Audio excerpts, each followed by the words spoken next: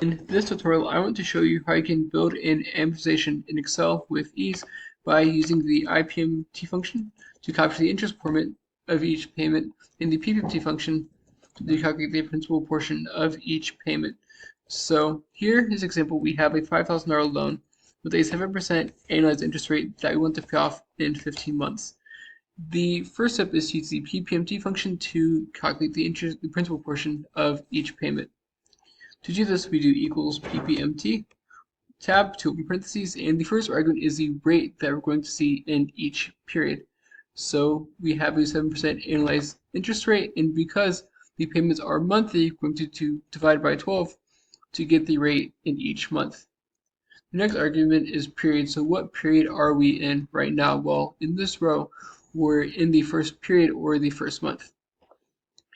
Next argument, NBER, so number of periods. How many periods are we going to see in this total loan? Well, this loan is going to be paid off in 15 months or 15 periods. Comma, present value. So what is the loan worth today? It's currently worth $5,000, which is the amount that we owe. And the last two arguments are optional, which means the function will work without them. You can tell that because they're in brackets as we step through them, but to kind of explain what they are, even though we're not going to use them in this example, future value.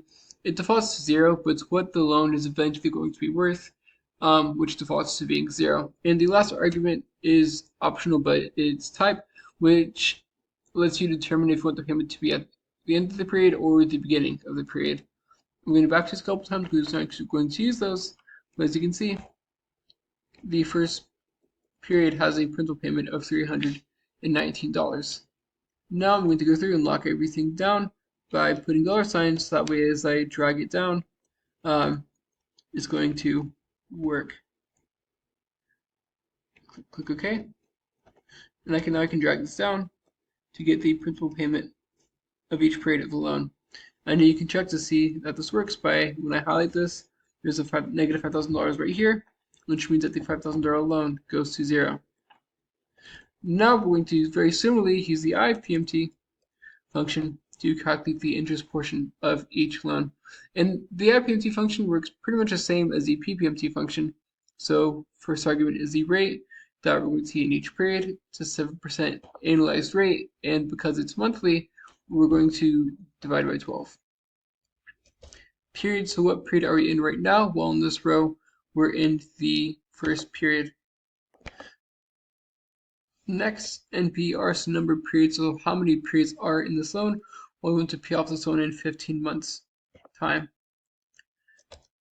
PV, present value, so what is the loan worth today? Well, right now the loan is worth $5,000. And future value. So what do you think the loan is going to eventually be worth? And the next earnings are optional, similar to the PPMT function. So by default, the loan is worth 0 in the future, and we can also have the payment be at the end of the period or at the beginning of the period, which it defaults to being at the end of the period. So we're going to close parentheses, and you can see the interest portion of this payment is $29.17. We're going to lock these cells down, so that way as I drag it from down, we will see the principal payment for each period. I'm going to Control D. As you can see, the first payment is $218 of principal with $20 of interest. But as the balance of the loan goes down, the interest payment goes down and the principal portion goes up. We can get the total payment by just adding the two. So the principal payment plus the interest payment. As you can see, the payment on this loan is $349. And we can get the remaining balance of the loan in each period by just getting the loan balance minus the first principal payment to get the remaining balance. Sorry, plus because it's minus the payment. As you can see, after the first payment, there's $4,000 left in the loan. We can do equals in the second period, the remaining balance of the first period plus the principal payment of the second period, and drag that down like so. So now we have an amortization schedule for this $5,000 loan with 7% annualized rate. And in the first period, it's $349 for the payment, with $319 of that going towards the principal, $29 of that going towards interest, and a remaining balance of $4,600, $4,700.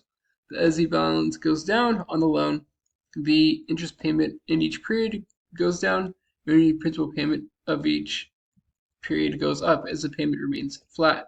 And we can see how this changes whenever we adjust the different criteria. So let's just say it's a $5,500 loan. For example, the payment goes up, and the principal portion also adjusts accordingly. What if we don't get approved for 7% rate? What if we have to go for an 8% rate? As you can see, the payment jumps from $384 to $386. And you can also add totals below if you'd like to kind of see how this checks out for the payments. So you can see in this $5,500 loan example now, we're going to have to pay a total of $260 of interest on it. We jump this up to 9%. All of a sudden, you're paying $335 of interest over the course of the loan. I hope this helps kind of illustrate how loans work a bit better, and will save you time when it comes to building an amortization schedule.